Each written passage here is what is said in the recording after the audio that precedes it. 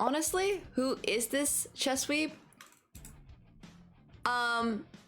He is a grandmaster from Hungary and the US, so he's pretty cool.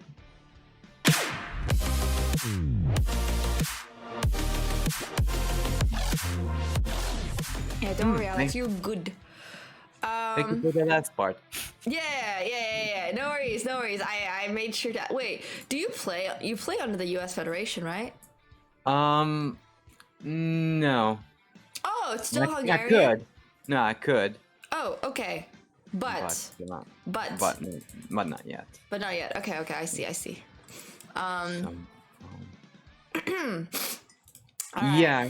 We wanted to do some openings. I mean, I'm pretty much open to anything today. Yeah. No, I mean, I wanted to do some opening stuff. I mean, first, congrats on that Bullet game. Oh, it was so funny. I can't believe you told me to stop playing Bullet, and about 5 seconds later, Mr. Beast just donoed, yo, for your next Bullet game, if you win, I'll give you 10K. And I'm like, I literally just got told to not play Bullet, man.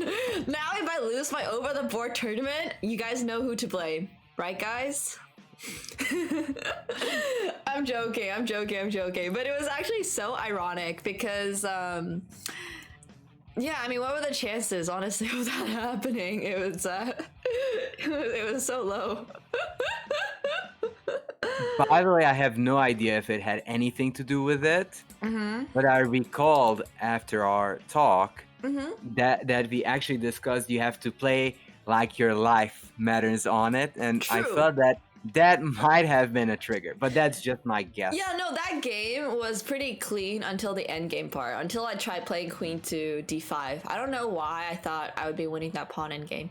I think even like queen d5 was, to put it, I mean, it sounds weird, but I think it was a winning blunder. It was a winning blunder because my opponent had to make the same split-second decision, right? Like, does he want to go into the queen endgame? Yeah, and also that you put your queen onto a good spot. It happened to be bad at the moment, but you sort of maximize your chances after that. Well, I mean, the idea was obviously correct. The idea is to centralize your queen. You want to help push your pass pawn. It was just all of the chess principles, but unfortunately in that circumstance, the king was already close. Yeah, and as someone who was helping you with chess, I was so happy to see the A3 variation show up on the board. I said, oh my goodness. Yeah, I mean, you prepared my entire opening. It was pretty good. Yeah, it was pretty fun. How much do you get for winning the World Youth? Nothing. This is the most, 10K is the most I've ever won in chess, ever. Not even close to anything else. Let me respond to the Polish chat. Polak I Vegri dva bratanki, ido sabli, ido sklanki. What was that? So, Polish and Hungarians are two brothers.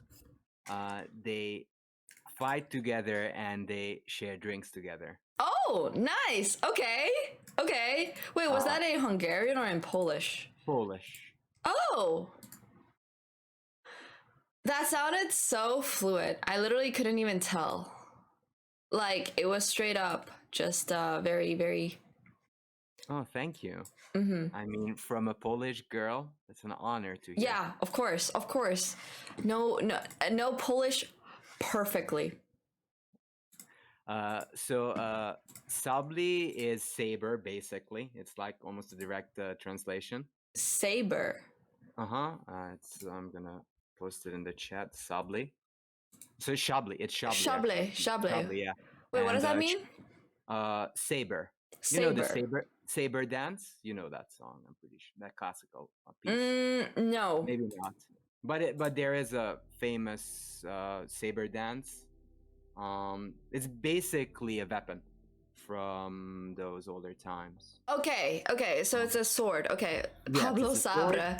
Okay, yeah, got it. Understood, guys. Yeah. And shklanki is drinking. And, wait, Shklanki is drinking. So that's the song that Levis really likes. Oh, I see. Ah, I understand now. Okay, got it. Peppo G, I understand. It's All glass, comes together. okay. Oh, glass. My bad. I mean, I don't know everything. I just know. Yeah. Okay. It's Yeah. glass. Okay, they share their drinks. Okay, so now it makes sense. Okay, so they share their fight together, glasses. share their drinks. Got it. I'm not playing Clunky, guys. The only person I would ever play that for is Levis, and he's not here, so. And Levis, don't show up. I don't want to play that song. Oh darn, Goldio. That's kind of sweet. That's kind of nice. Oh god, Yeah. Nervous gonna Yeah. tag Levis. Yeah, Ibnis has a good point. Glass, but in this meaning, it has a metaphor for drinking, obviously. Got it. All right, the pronounce nice. Anyways, back on topic. So, I saw your Title Tuesday, which wasn't as fun. Yes, that was a bit rough, but I had some really good games. I just timed out in a few of them, honestly. But it's okay, you know? Like, it's okay. So, Playing chess to our fullest. yeah, so I want to discuss a couple of things with e4, e5, because I feel that mostly if you just avoid opening the buckles, you'll be good to go. If I avoid... Like, you don't run into opening catastrophe. Oh, yeah, like for you sure. actually have. Mm-hmm. And I'd like you to avoid them. So I saw these 4 knights ones that you didn't enjoy at all. Oh, yes, the ones I played as black side, yes. If I rotate the board, does it rotate? Yeah. Yep. Yeah. I mean, I can rotate it, no worries. D4 takes, knight takes d4. And I know you played bishop b4, but I think you just don't like. I don't think you like it. Actually, it doesn't matter because you're going to play bishop c. I know this line, but it's so sus, no? No, it's not. Really? Yeah, no, it's not. Like bishop e3, bishop b6, queen d2, and you just go knight g4. This doesn't look a little bit sus to you? So there's another thing with chess. Sometimes you want to get positions that the opponent doesn't want to get. When they play you this boring 4 knights, they want to have that boring position you always get. This is true. They don't want to fight. This one is more of a fighting position you want to get. Okay, this is true. I'll take that. So, yeah. I would advise you to pick this one up. Like queen d2 here, knight takes c6, and here you have a choice. If you're just fine with an evenish endgame, you can take with the d pawn, and this is even. Okay. These pawns are very strong. Of course, I mean, it'll still be a game, but it's usually very comfortable. Or you can take with the b pawn, and then you have more pieces on the board. Got it. I like taking with the b pawn probably. I don't really like going to endgame really quickly. Yeah, it's funny chat saying that this is kind of like a cube. I still like calling these Tetris pawns. I don't know. Tetris pawns. Oh, what the heck? You get a cube? Wait, that's kind of cool. Yo, I would play this just for that. just for the meme. Yeah, just for the meme. Honestly, I would just play it for this pawn structure. I love this pawn cube. Yeah, I love it too. So b takes c6 is just as good. Bishop d4, but you don't have to react here because they can never take. The f2 is hanging. And after castles, you take, and castle yourself, and you're good. Got it. So, and the other thing that's important, and this is actually very important, after knight b3, you should go bishop b4. Because you don't want to transpose into the other line with bishop b6. Oh? The other line, I mean, you play with knight f6, right? Yes, wait, what other line do you mean? So, you play this against the Scotch, right? Yes, I do. I always play 4 knights Scotch. Yeah, so if you would go here, this would transpose into the other line. That's why you must not play here. Oh, okay, because then people actually know this. Yeah, and you're transposing into something you don't play. True. Okay, so I want to go bishop b4. Understood. Yeah, so in the 4 knights, bishop c5. And then bishop b4. Okay. So this would be one of those things. And this is the other thing I kind of noticed, that sometimes you play riskily in the opening, but that's something you should avoid. Right, of course. Because I feel that your strength is the middle game, so why not just postpone the fight for later? Mm-hmm. And I do want to touch on one detail there. So knight f6, bishop b5, and for that reason, I want you to move away from bishop c5 here. Okay. I don't know if you played anything else apart from bishop c5. I don't know what I play. Okay. So just try to play the laziest move here possible. What is the laziest? Like for I'm not gonna say anything. D6. What? Okay, that's a bit too lazy. Okay. Bishop e7. Okay. All right. I thought mirroring is the laziest, but yeah, that's me. Huh. I always think that, like, in these kind of positions where there's tension, mirroring actually makes everything a little bit more complicated. Mm-hmm. Yeah, but in this variation, it's kind of simple. Mm-hmm. So what you would do is castle, d3. You take this knight, and you just go d6. Mm-hmm. Understood. And the point will be that you're not interested in all the sidelines they might want to play. You just make sure that knight is gone. Mm-hmm. And you're going to get these Nimzo type of structures. And actually, you're going to do those ideas very well known to that thoughts here. So bishop g5, h6, bishop h4. I mean, you don't have to rush h6. You can play it whenever. Mm-hmm. And the whole point will be that you will go h6, g5 in the future, or just go do this knight d7, knight g6 maneuver. Mm-hmm. Smoke out the bishop. So for example, if rook e1, you go h6, bishop h4, knight d7.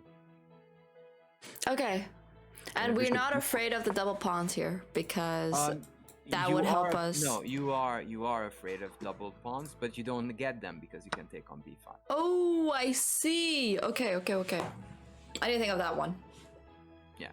So here you do have to mind it, but you just get knight e7, and that bishop is hanging. Got it. There is one difference though. So if they go knight d2, you go h6, bishop h4. And there's two ways of playing. You can play Nimzo style, just kill the scope of the bishop, go knight d7, take stakes, and then just building a wall of pawns. Okay, I like the wall of pawns. And the other way of playing is to go a6, bishop a4, because right now your opponent really doesn't have a threat. F4, you'll always take. Let's say you go here. F4, you take, and there's g5. So win the piece. Right. They can't really do anything about it. And you can go just rook b1, b5, and knight a5. Then go c5. Okay, I mean, both look perfectly playable. I guess it depends on mood. If you want to go for perhaps something more king-sidey, then you can go knight to e7. If you want to go for more strategic play, you can go for this play on the queen side. Wait a second. There's one thing that I forgot to mention, but this is very, very important. Yeah. So when they go knight d2, you cannot really go knight e7 immediately, because if takes, there's queen g4. Oof. Okay, gotta remember that one. So I wanted to So we mention need the this knight on one. f3 before I can do that. Yes. Got it. You cannot do it otherwise. So if there's a knight on f3, you can do this trick. Got it. Understood. Important. Very, very important. Yeah, so this is sort of a slow-moving position, but I'm not too worried here. I mean, you'll have chances to outplay your opponent. Got it. So I feel this is better to go with this bishop b4 line against bishop b5, just mirroring. And then do the bishop c5 for this one. Okay. Okay. Understood. Pepo G'd. Any questions so far for e4, e5? I mean, of course, there are other things that we will be looking at, but I'm wondering if you have any questions. That one Spanish that I really screwed up on, the open Spanish for white. We have the exact same thoughts. Okay, perfect. So what do you know about the open Spanish? I mean, I should know how to play it, but apparently I don't. Mm-hmm. So What do you sucks. remember of those thoughts? I mean, I Like know the that you're supposed to like this, obviously, and then here you can play c3, and then after castle. Oh wait, Yeah, bishop e6. bishop e6. I've learned to never ever play bishop f4 because of g5. I have learned. Big lesson. Yeah. So I think from now on, I'm gonna play knight to d2. I can make your life even easier. Okay. That's what I was thinking of. So bishop e6 has to be played. They have to defend the d5. Oh right. Okay, I messed that up. Let's promote this. Bishop e6. You can just go ahead and play bishop e3, and they don't have this bishop c5 stuff. Right. Okay, that's even easier. And I actually have a pretty good place to put my bishop too. Yeah, and yeah. So when you were playing the game, were you wondering where you're going to go with that bishop? Was that a and that was a yes? Yes, it was a yes. Yeah, I was wondering where to go with the bishop. Okay. Bishop was So facing problems. Yeah, it's much better on e3 than f4, especially because it runs into these g5 stuff. Right, of course. Yeah, bishop e3. One of the things that you should know, even if you don't know the exact lines, is that you never should fear losing the e pawn, because you'll always get f4, f5 attacks. Okay, got it. So bishop e3, bishop e7. Yeah, bishop e3 stop, bishop c5, for those of you who are wondering. Yeah. Yeah, so what would you play here? There's knight to d4, which... Oh, wait. Yeah, be careful. Be careful. Okay, You're going to use the same old plans that you know. Alright, so then knight d2, rook e1. Usually you play c3 instead. Okay. I mean, knight d2 and c3. Yes. Okay. C3, knight d2. Got it. Yeah. Yeah, you can even try to rotate it with rook e1 now. Like you can go this one, and after bishop g4, you get into this endgame, which is slightly better for you. Oh, okay. That is not how I would have expected to get into the endgame. So takes, and you get into this slightly better position. Got it. Understood. And if you don't want to go there, you can go rook e1, and the whole idea of this rook e1 move is that you can go there because the knight is still on b1. Alright, so why was c3 played in the first place before knight d2? Like, is there a big difference? Yeah, because you want to get your bishop into the game. Okay. I'm not sure that the move you played is bad at all, but this is what they play. I mean, knight d2 is the solid one, but you can go rook e1 if you're in a fighting mood. And after queen d7, knight d2, and bishop c2. Alright, got it. And after takes, you would do this knight d4 strategy. Because you hit everything. Wait, am I inting something? You tell me, am I inting? If bishop takes c2, we have queen takes c2, knight takes e5, and maybe you're inting a pawn, but are you? Am I? I mean, bishop c2 that I have to capture. No, you don't. You can play knight takes c6 first. Yeah, I guess so. And we just got these good positions. With an extra majority on the king side. Right. And I think this is like slightly better. It's not earth shattering, but you're better. And if takes, you take with the pawn, and that's just a backwards pawn. And you just get a good position. Understood. Yeah, this is like the dream Spanish kind of position. Yeah. Yeah, I feel that this is something you could do. Like, just make sure you play bishop e3 first and then c3. Got it. I can remember that. Okay. And rook e1. Okay. So leave... Alright. You know what? now you should go ahead. Let's erase everything and you just recall everything. Okay. Let's start with the 4 knights? Or the... Yeah. Okay. Yeah. E4, E5, knight to F3, knight to C6, knight to C3, knight to F6, bishop to B5, bishop to B4, castle? Mm-hmm. Castle, okay, so now I go castle, Yeah. D3, D6, wait, in the line we looked at, where did my bishop go? Nope. Not D6. So what were we talking about? Just recall any parts of the conversation we had earlier.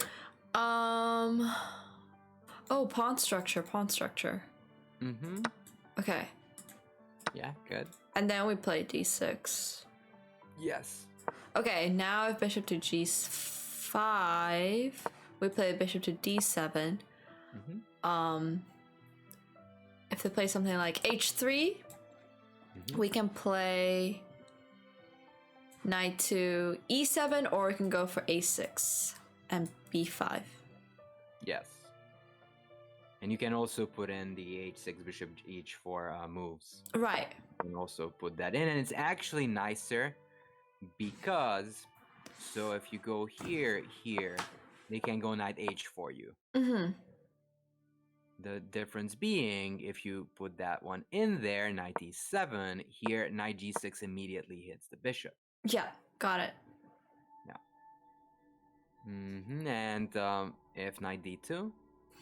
If knight to d2, then we can't do that because there's the whole queen g4 idea, so we can go...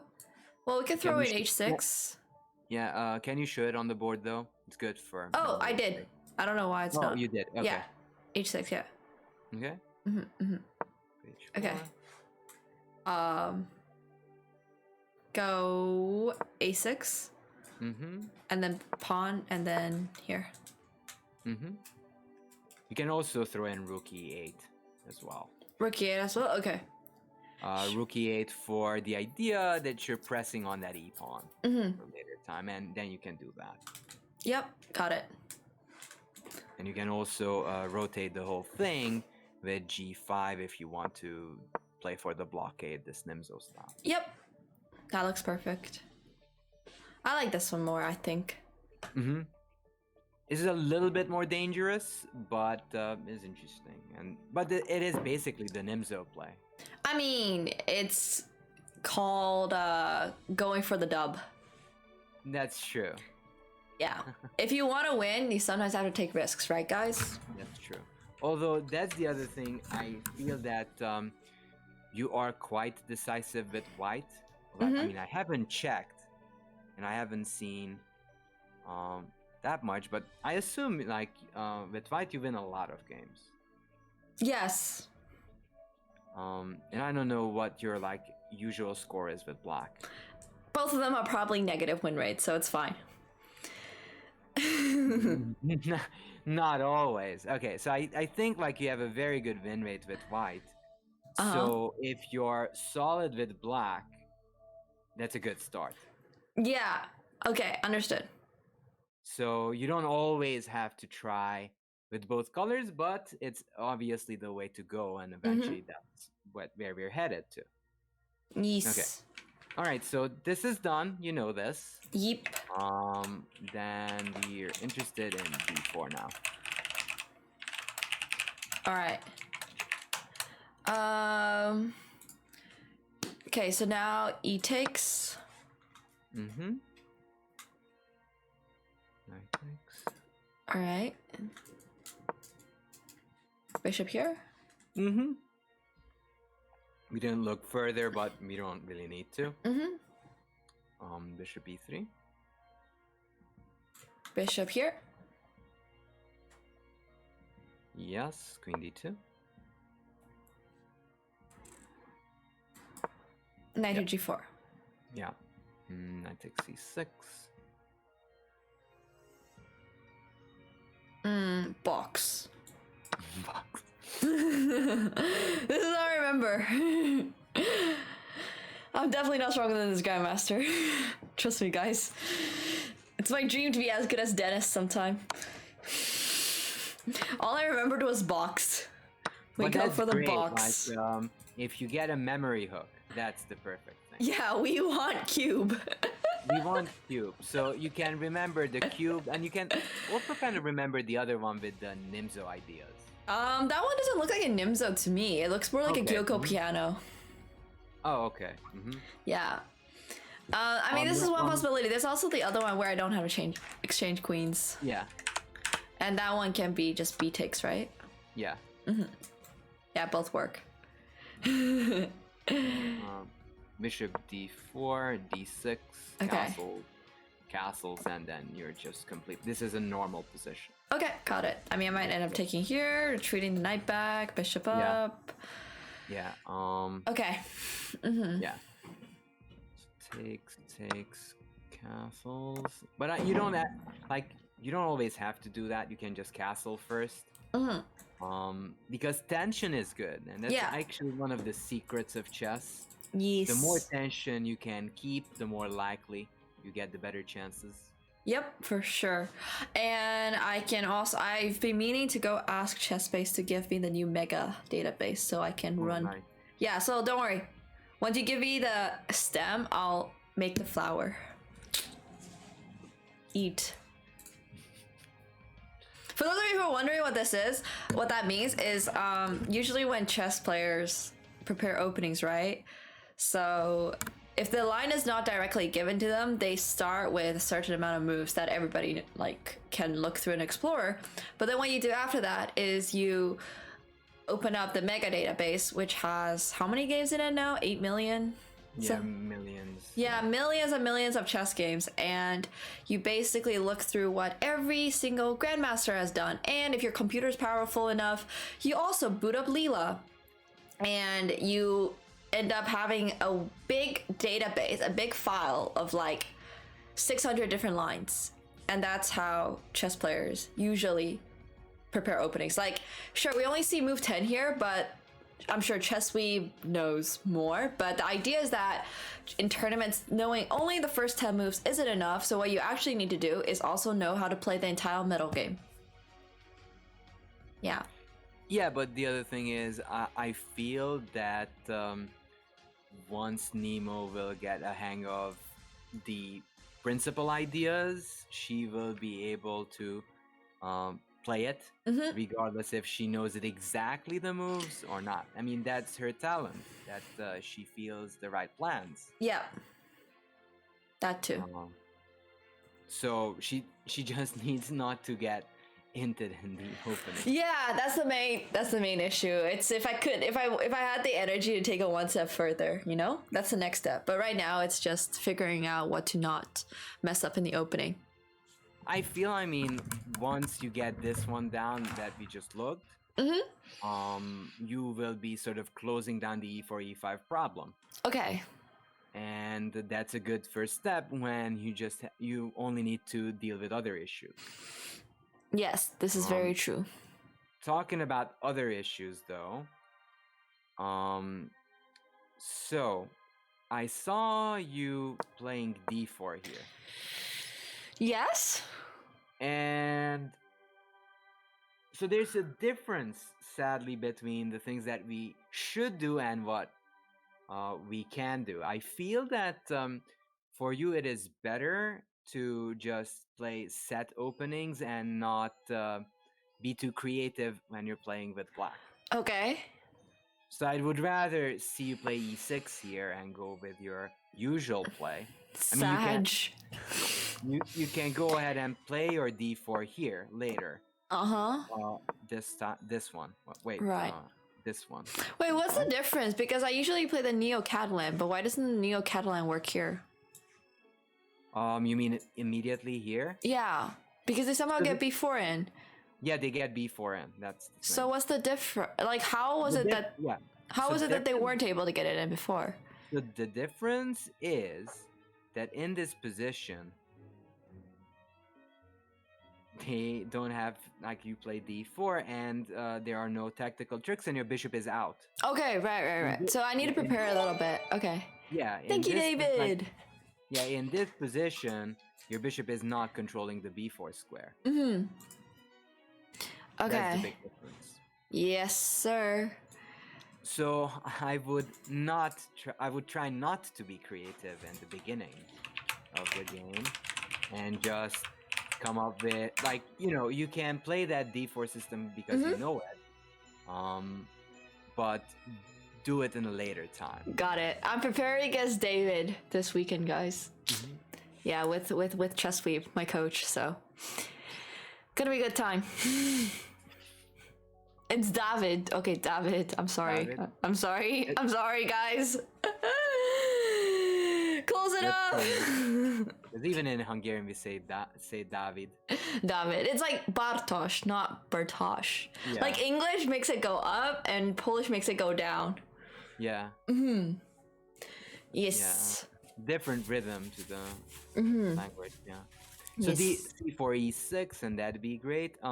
There was another thing that I'm kind of thinking of, that even when you're like facing these type of positions, I think it'd be best if you'd start going a bit more for the, like, you can still play your other lines like with d5 and e6, but converging more to Nimzos or the Grunfeld. Okay. So sort of a way of the orthodox, that's what I like to say, because objectively this is more suffering than fun. Got it. And because if you get in these Nimzo structures, you always get some play. Yeah, this is very true. I'm actually not that confident playing Nimzo anymore, so I'm probably switching to Queen's Gambit or only Grunfeld. Why is that? So many lines in the Nimzo. I think you just, don't scare yourself. Like, Okay. It is not as so especially in the Nimzo, there's just more room to improvise than in any other openings. And the reason I'm like not a huge fan of, let's say, D-takes, because it is kind of passive and it's thankless. Got it. But for example, when you get these type of positions, there's always a room for creativity, like just saying a random one. Even if someone plays b6 and doesn't know the exact theory, you will have the chance to have a game. And sometimes what matters most is that you just get out of the opening and be doing fine enough. Yeah, I don't know what you think about it. Yeah, I mean, I'm pretty much okay with just coming out of the opening fine. Actually, that is an opening that Danya, I think, taught me. He taught me like this one set of system where you always just try to take here. Yeah, and then just play that kind of structure. Yes. So obviously, there are nuances and stuff going on, but that, you learn it along the way, and the more you play it, the better you know. And I mean, there is a good reason that so apart from like the classical play of this one, basically the Petrosian variation, the Nimzo is the second most beloved. And it's because you have way more room to play around with your ideas. Got it. Yeah. There's just so much more flexibility. Yeah. And I think it fits you well. I think you like playing flexible. Yes, I do. Definitely. Yeah, talk about flexible and knowing stuff. So g6, knight c3, d5. Into the Grunfeld we go. Yeah, and I know that the Grunfeld can be daunting, but you're going to try recall what we learned the very first time from the Grunfeld. Wait, guys, why is Nimzo automated in the chat? Wait, why is I don't like the Nims? Which part of that was?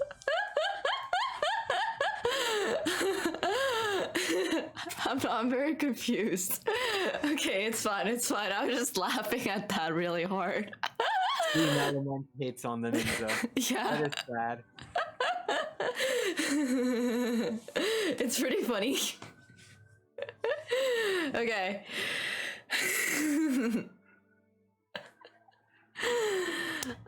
Okay, yeah, D5. I mean, I've been struggling with the Grunfeld a little bit. It feels like every single time I play the Grunfeld, it never looks like what we looked at.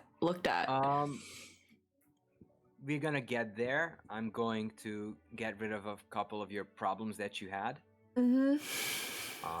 Okay, so just tell me what you're supposed to do when they do the bishop e3 line. So that you're supposed to. By the way, you're supposed to play c5 here, and not castle. And not castle. Okay. Yeah. So bishop e3, and I'd like you to recall what you're supposed to do. And there's no reason to rush. Please don't rush. Don't rush. First, release the queen. Don't release the kraken. Don't release the queen. Okay, bishop to g4 then. Oops. Knight to c6? No. That was that. Wait. So you're supposed to castle now? Oh, okay. Wait, why? Because you like your king safe. Okay, got it. Queen d2, and now. Not bishop to g4? Yeah. Yes. Yes. Yes. Okay. And knight g5, then takes, knight c6, and this is the one that we've talked about. And then you get play like rook c1. Then what do you do? Wait, actually, it was rook b1. We take f3. Okay, and then. And after takes, then we play knight to c6. Are you sure? No, I'm not. Whoops, where did I go? No worries. I'll find it. Okay, rook b1. Rook b1. So what is the whole point of the Grunfeld? Just do a wild guess. Yeah, we go in. Go brr. Yeah, we go brr. Okay. Knight to c6. And now? We take on f3. Yes. And then we go knight to e5. Yes. And then we go queen to c8. And then queen to h3. Okay. You always remember queen c8. That always amazes me. Anytime you look at the position, you find queen c8. Yeah, I mean, queen c8 is such a logical move in like every opening ever. Like dragon, rouser sometimes. Yeah, it's a very nice queen maneuver. Yeah. Yes. Even Damien knows this one. Yeah, I remember the first day I learned the Grunfeld, Damien was the one who played against me a little. Yeah, and if you are not allowed to go there, you can still go queen d7. Yeah. At 4, there's always knight g4. Yeet. Okay, so now you know you're supposed to play c5 first, and then you are supposed to, after castling, play bishop g4. Okay, so what if they play bishop e3 now? e2 now, sorry. That's a different line. I think you're going, if they go bishop e2 now, you take and go knight c6. Okay. So that's how you go about it. If here you can even go take and go e5 and just have a knight in the center. Yeah, got it. I think you're if they play with bishop e2 style, I think that's one of your big questions because they've been messing with you. Yes. For a long time, and I was crying inside. I have to admit, I was crying inside. Like those were empathic tears. I felt your pain. Yeah, whenever a line gets slightly different then nothing works, you just cry because you prepared. This is the thing about chess. You can prepare a million lines and your opponent will play the million first line. Yeah, so castle, bishop e2, and I'll tell you what you'll do.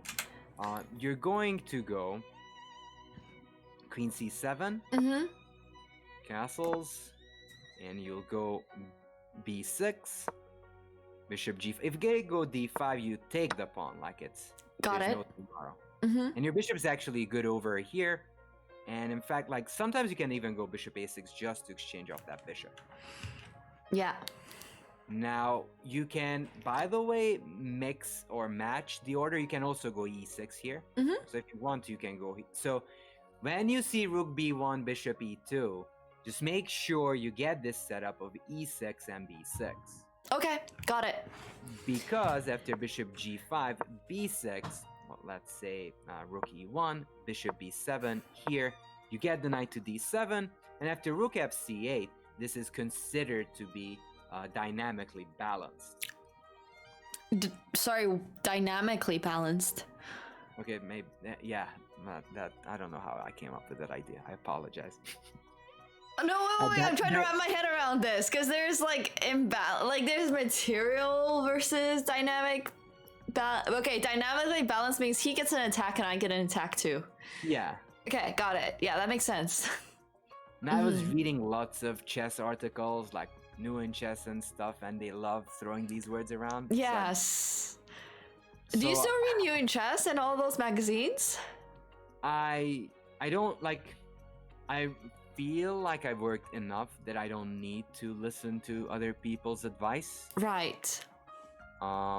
Yeah, that doesn't sound kind of humble. So No, okay, it's totally fine. No, I understand you. As from a chess player standpoint, for those of you who don't actually know, New in Chess is considered the main magazine for like competitive chess players. Yeah.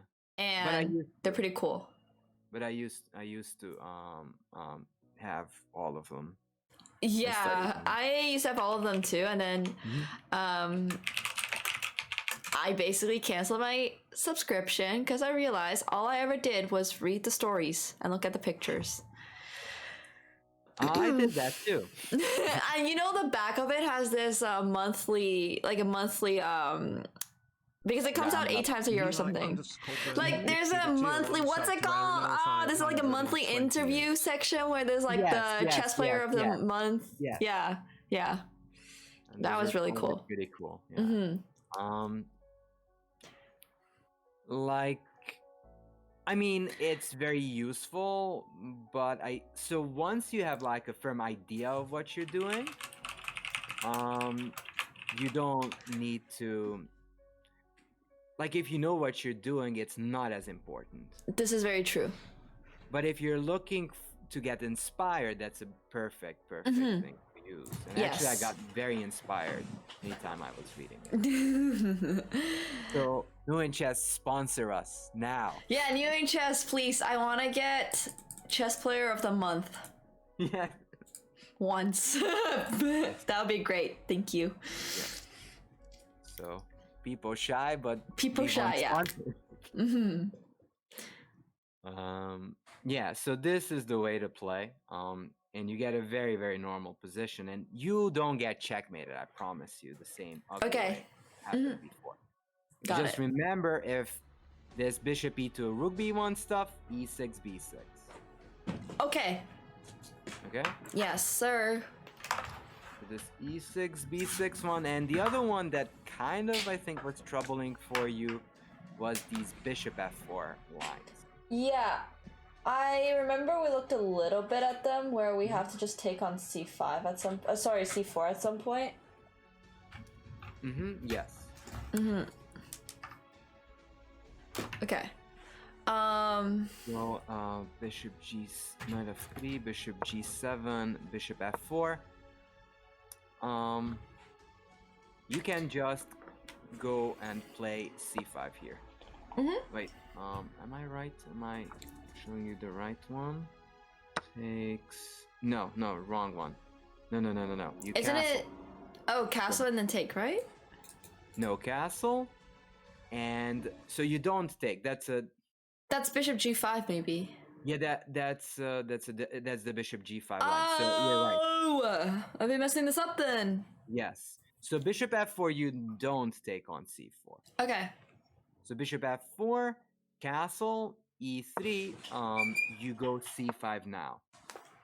Okay. And one of the things that I see that sometimes you're hesitant, but please don't. play c6. Yes, I've learned this. I don't play c6 anymore. I mean, I do see you play c6 sometimes. Okay. Exposed.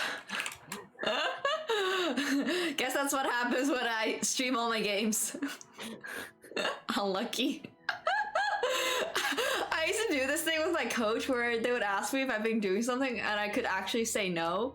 Because then because like how would they know, right? But then like nowadays everything's just online, so yeah. Why is c6 bad? Because c6 is stopping you from getting your knight to c6. Also, you want to push c5 at some point, and a lot of reasons. Well, the reason being that this whole system is about undermining your opponent's center. So if you don't undermine your opponent's center, then the whole concept is moot. Like, it just doesn't work. Yeah. So you can go c5, d takes c5, and I really like knight e4 here, immediately opening up everything. Okay, this is gonna be the hard one to remember for sure. Yes, so c5, d takes knight e4. Okay. This is the one to remember. Yeah, wait, so... Okay... Yeah, so e3, c5, knight e4. Bishop g5 here, then you do have dc, yes? Correct. Yes. Okay, go ahead. Okay. You go ahead. You can make the move. Yeah, c5. Wait, is it dc first? I always get confused about this. No, c5, c5, c5, c5. Oh, because in the bishop g5 one you play... You're confusing the two lines. Yeah, I'm confusing the two lines. This is a big issue. Okay, so why is it that I don't take on c4 now and I play c5 first? Because if bishop g5, they're threatening to win your pawn. Ah! Yes. So we actually want to keep the tension in the center for as long as we can, so we play c5 when we're not being threatened to lose the pawn. Okay, that makes sense. Okay, that totally makes sense. Yeah. Yeah, and for people who are joining in, this is the Grunfeld, actually. New opening I'm trying to learn. Yup. The other thing is that if they go bishop g5 immediately, you first develop. As we talked about this one, that you get very good play here. And you go with c5 and go aggressive. Alright. So knight f3, bishop g7. Here you castle, and then you do this knight. No! Not that one! I hate mouse, like... I hate mouse slips on chess.com. I mean, it's so funny. Anytime I mention to anyone that, hey, there should be one take back, everyone's like, no take back, no take back. Why not? Like, one. Just one. Just one. Yeah. Just one, yes. Like, I don't understand. Like, you followed some tennis? Not really, hardly ever. Yeah.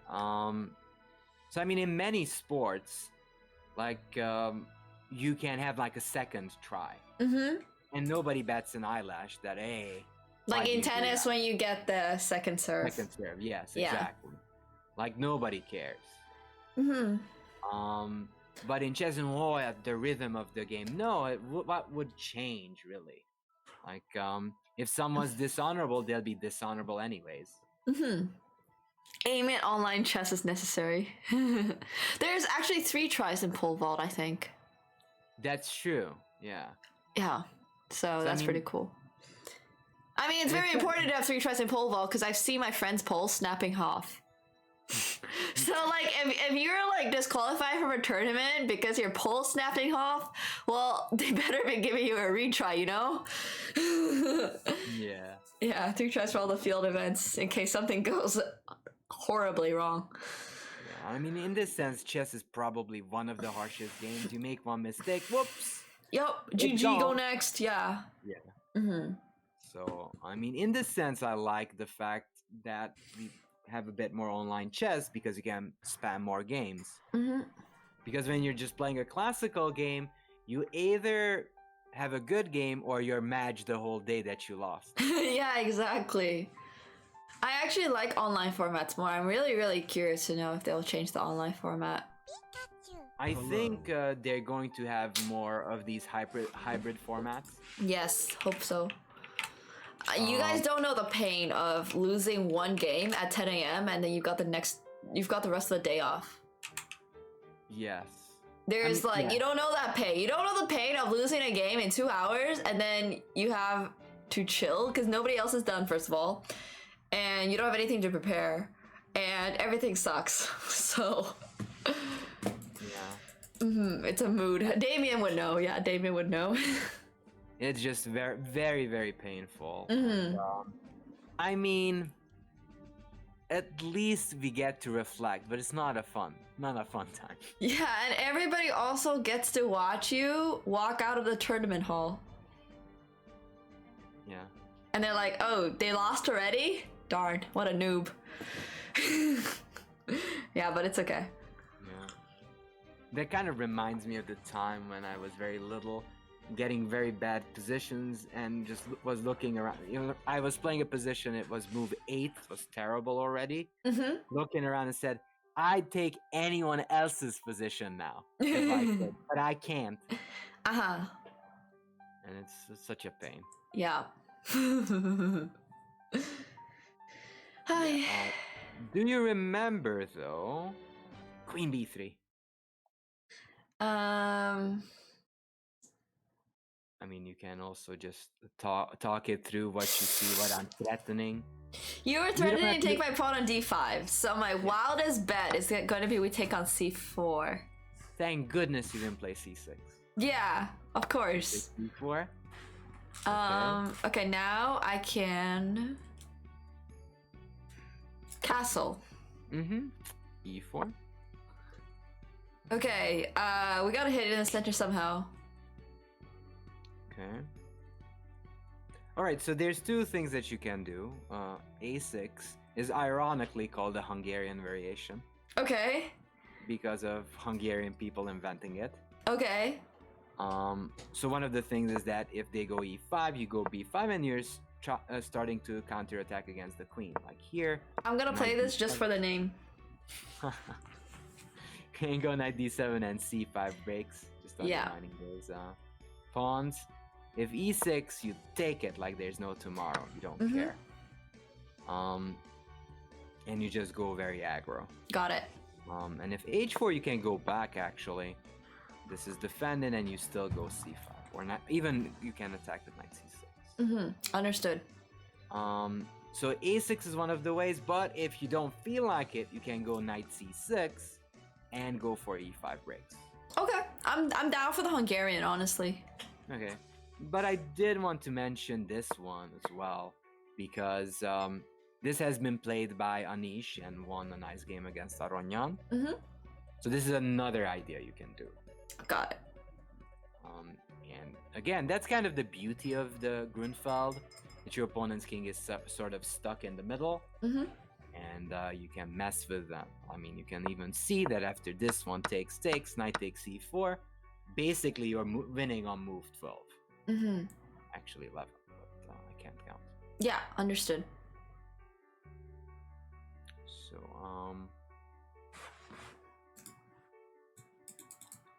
so you can do DC, queen takes, Yo, and it's then my 8-month anniversary of being a A6 vegan. line. Gotta If you say want my to, life B5 has or knight changed C6. for the better.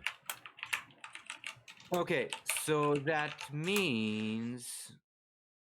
Okay, do you have any questions? No. Things are looking pretty good. I mean, the thing is, when you ask me if I have questions, I probably don't, but when I start playing the game, I'll be screaming like, yo, Chesley, what am I supposed to do here?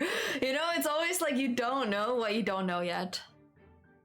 Yeah, it kind of reminds me when, you know, like the first day of school. Yeah. It's like, oh, we're going to this place. But you didn't tell me you're going to leave. Something like that. Next time I'm gonna try to write everything down. I think that's a very valid one. Trying out what? Like, just try writing things down. Like, if I know I made a mistake and I want to ask you, I'll write it down or copy paste the game to you. So then I remember okay. instead of saying, yo, it kind of looks like this. Mm-hmm. Yep. Yeah, also do let me know when you get the mega base. Mm-hmm. Oh, So yeah. I can help you with that as well. So okay. I think we might not get into it now. Mm-hmm. But we might have to deal a bit with the English later. Okay. So one of the ways, so like a life hack for you, is that you can just go e6 d5 and who cares? No, Like if they I go- like playing the reversed English. That's I mean, sorry, fine. reverse Sicilian. That's fine. That's fine. Okay. But if all else fails, you can revert to e6 d5. Got it. So I will try to get that even better for you, like the reversed English. Mm-hmm. But I'm just trying to make sure you get bulletproof. That's what I'm trying to. Yeah. I'm trying to think right now, what other big issues have I noticed in my own games? I don't even know. Dude, it's actually crazy to be alive for chess right now because everything's moving so fast. Life is moving so fast. It feels insane. Like, life is slow, but also at the same time moving so fast. It's a long story. So it's moving so fast in what ways, though? Like, it's moving fast in the sense that technology and like society and the internet is kind of making it feel like, you know, it like every day is something new, right? But at the same time, our personal lives and our physical selves are stuck in one place. Like most people are stuck in one place unless you really, really feel like getting COVID, right? So we're stuck in one place. You know, we're doing this simulation thing of waking up, getting food. Like, I feel like I've been living in a fucking submarine or some shit. And at the same time, the world is moving so fast. And like, you know, with AI, with how Gary Kasparov actually tweeted about this, how AI is not supposed to replace human thought, but help human thought. And I recently got in a discussion with my friend who is in MLE. So this is like what this is what I was gonna study, right? Before I dropped out, machine learning, all this kind of stuff. And it was really, really interesting to actually hear about how people who learn chess now have infinitely more potential than when we learned chess, for example. Because the way that the AI can work is introduce them to new thought processes and new ways to think that, you know, we straight up didn't have when we were learning. I think you can do a reread. There was, or at least No, this wasn't from the reading. This was from my personal opinion about how. Okay, I thought you were. Because in the article, he does specifically say that humans will be invaluable to this AI and human interaction. Like, it won't be just the AI alone and just chilling. Right. And I kind of agree what you're saying, that everything's moving so fast, but us humans are so slow. And I you know, this is true. We are sort of predisposed to be social, and we kind of struggling because we cannot be social. So. Yeah, but I think I'm excited anyways. I mean, I'm approaching chess with a brand new mindset. And I'm having fun. So I think that's important.